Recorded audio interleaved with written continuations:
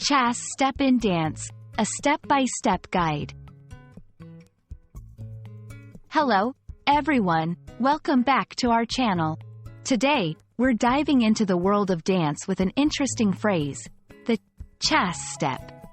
This might sound a bit fancy, but don't worry, by the end of this video, you'll understand what it is and where it's used. Whether you're a language learner or a dance enthusiast, this video is for you. The term chasse step comes from ballet and ballroom dancing.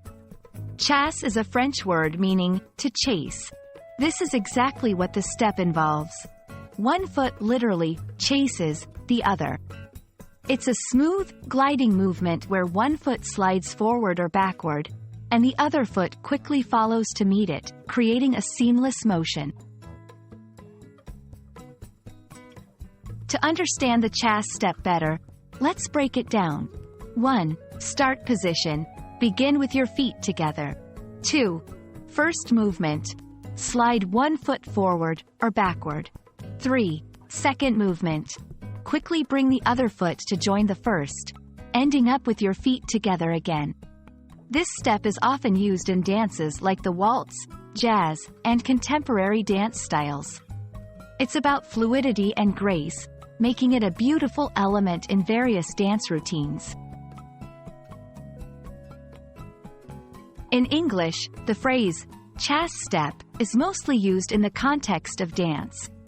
It's a specific term that refers to this particular movement. However, it's interesting to note that in everyday English, we rarely use the term outside of dance. If you hear it, it's almost certainly about dance steps or a dance class. Understanding terms like chasse step is not just about learning a dance move. It's about getting a glimpse into the culture of dance. Dance terms often have roots in different languages, like French in this case, showing the international influence in the arts. And that's a wrap on the chasse step.